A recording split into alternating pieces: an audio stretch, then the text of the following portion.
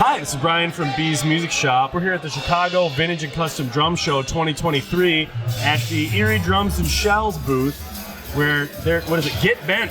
I see that a lot. Yeah. So you want to tell us what you brought here? Well, we do all steam bent solid shell drums and shells that we make entirely ourselves. Nice. So yeah, let's pull one of these out here. So you're telling us you use a lot of how you're kind of unique in how you harvest your lumber. Well, nowadays, over the next year or two, we're trying to switch over to all either reclaimed or what we call no-kill woods. Okay. Which it's basically trees that have fallen by nature and not at the hand of man. So basically, this shell, no tree was killed in the making of it. You know, and of course, you know, it has obvious environmental advantages. Yeah. And we even go so as far as a lot of other people, when they harvest the tree, they'd harvest the whole tree.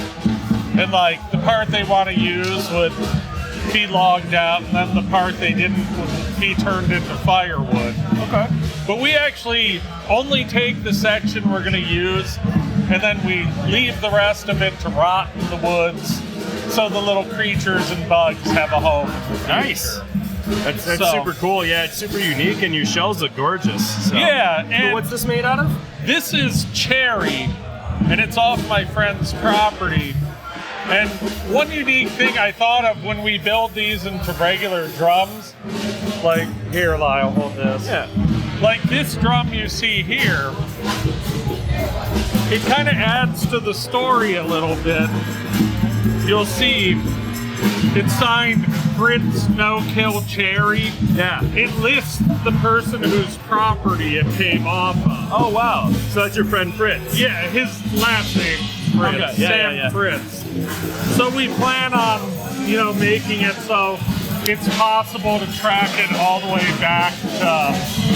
Yeah, you know, I mean, the story on stuff is good.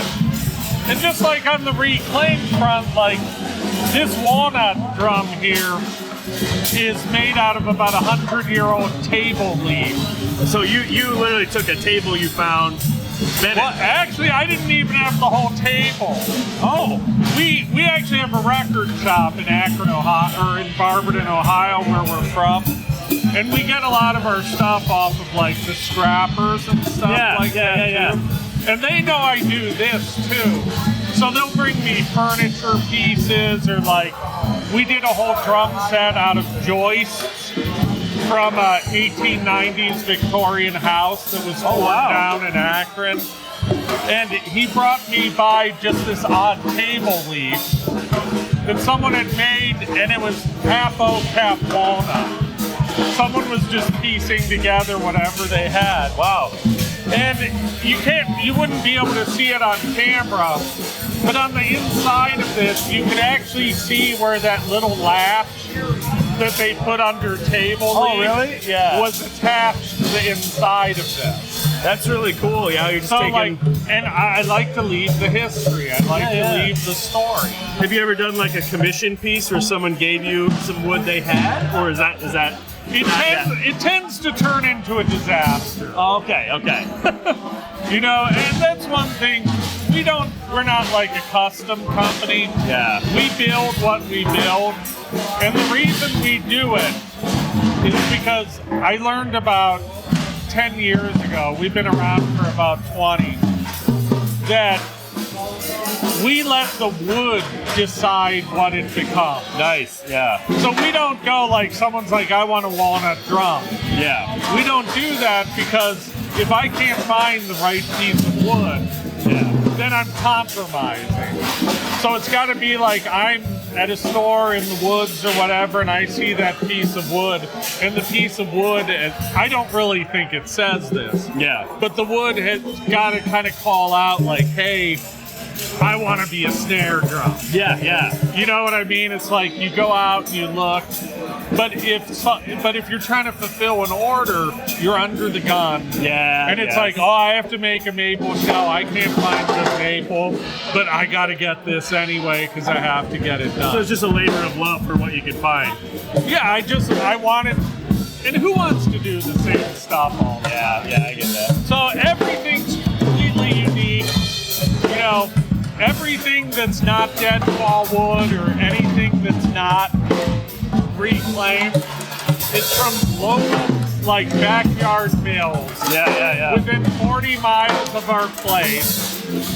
And basically, it's small tree service wood, which say you had like a maple tree that was like thrown into your sewer in your house. Yeah. And it had to be taken down. That's where the other half of our wood is. So Yeah. nothing comes from commercial logging. Nothing comes from big logging industry, whatever. It's all local guys with sawmills in their backyard. All Ohio for the most part. And I like the regional wood Yeah. because it's a little warmer by us than it is across the lake in Canada. And our wood tends to be a little less dense and heavy than the commercially logged wood. Yeah. And I like what it does for the sound. Cool. And on top of that, we're doing this at prices other people can't touch in solids. Yeah, what do these run? Okay, well, this show's a little different. What do they normally run? Normally, like something nice and deep, like our no-kill stuff, will be under 500. Yeah. But we always have selections for down to about 300. Oh, wow. And then we also make it possible for people to be able to afford them because we do things like drum reshelling. Okay. Like, say someone has their Pearl Export snare drum that the hardware's nice on it. They don't really like the sound. They buy the shell, we charge them like 80 bucks for the labor, and their drum goes back up looking like one of these. Wow.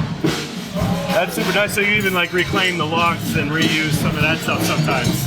Yeah, no, we reclaim a lot of stuff. Yeah, all down the line, and so, but it's kind of our mission not to join that race to the top of the price thing. Yeah. I want people to play it. I want regular people to be able to own something that only those insane people who can afford more than $1,000 for a snare drum can afford. It looks like you make a lot of snare drums, so it's really cool. Can you tell me about this kit right here? Well, that is a rainbow poplar. Obviously priced so we don't have to carry it home. Yeah, that's always the show special. Is I'd love to go home. I'd love to just roll up my carpet and leave. This one, I mean, this is just wood I picked up at a mill or whatever. But another kind of kick I've been on lately is just because poplar is a cheap wood does not mean it's a bad wood. Yeah. Like, I've never seen or known any correlation between expensive wood and good sound. You know what I mean? I was at a thing where someone was quizzing a really very famous guitar maker, if not one of the most famous, and they asked him how much he thought wood contributed, and his answer was, if I made it out of wet balsa wood, it probably would sound bad. And that was all he would say. No, it's true. It's about how it's made. It's about a lot of things. And just because a wood's not,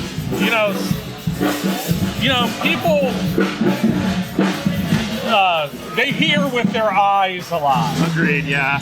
You know what I mean? Yeah. It looks good, and I don't know how many times, and I learned this early on in my career, that if it doesn't sound good, I'm not going to make it. Yeah. I don't care. I don't want my name to be on this thing that might look beautiful, and the guy goes out like, hey, listen to this, and the second he starts playing, everybody's like, well, that's... Yeah.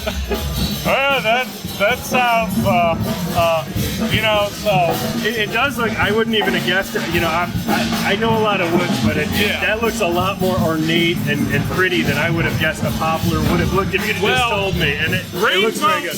It's basically caused by that poplar tree was growing in like a deposit of some kind of a mineral.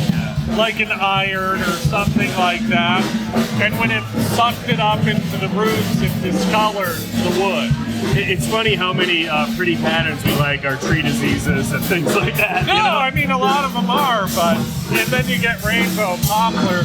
And the nice thing about like our simple oil finishes and other stuff like this, I mean, you should have seen what the wood looked like before I had to plane and sand it down. Yeah. You know, it was like a real dark, bright rainbow. And as the sunlight hits this and as it oxidizes, that will return too. Yeah. So we don't cover it, slather it, and polish. We make the stuff so it ages naturally.